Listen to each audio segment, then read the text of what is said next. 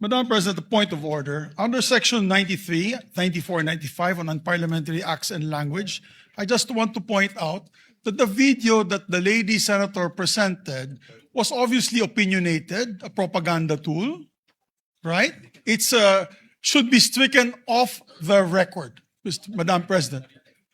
And it's unparliamentary. We've seen videos presenting evidence on issues that are taken up on the floor. Senator Tulfo always comes out with videos showing people being mauled, people being abused for the information of this body to act on that particular issue. But to come up with an opinionated piece like that, ganong klaseng video na propaganda, na showing intrigue. Kasi ako, Madam President, hindi naman ako sang-ayon sa people's charter change.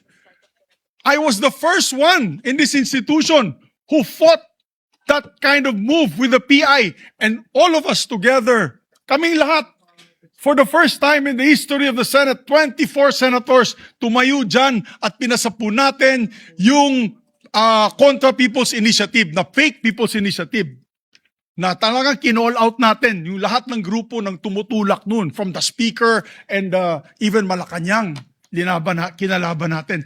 Kaya wala kaming kinalaman dyan. Bakit sinama kami dyan sa propaganda na yan? Na dahil kami, Duwag 11?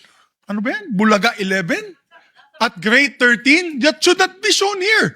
Because what will stop us now, Madam President, for that lady senator, that we come up also with a propaganda video here, papalabas din namin, yung mga sala nila.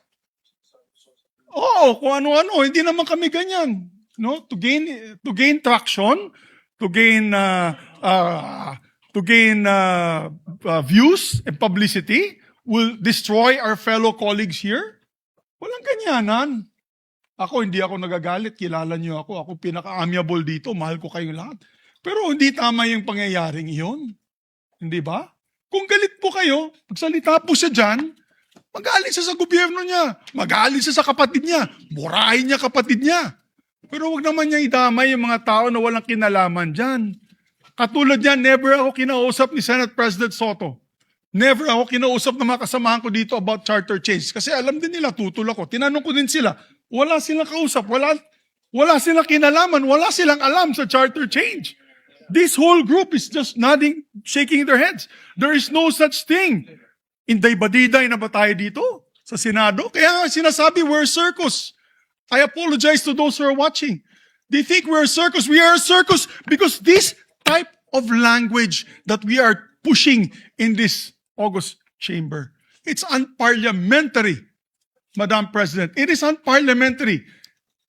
And I'll tell you now, these people here, ladies and gentlemen, in this body, are not in favor of any amendments to the Constitution.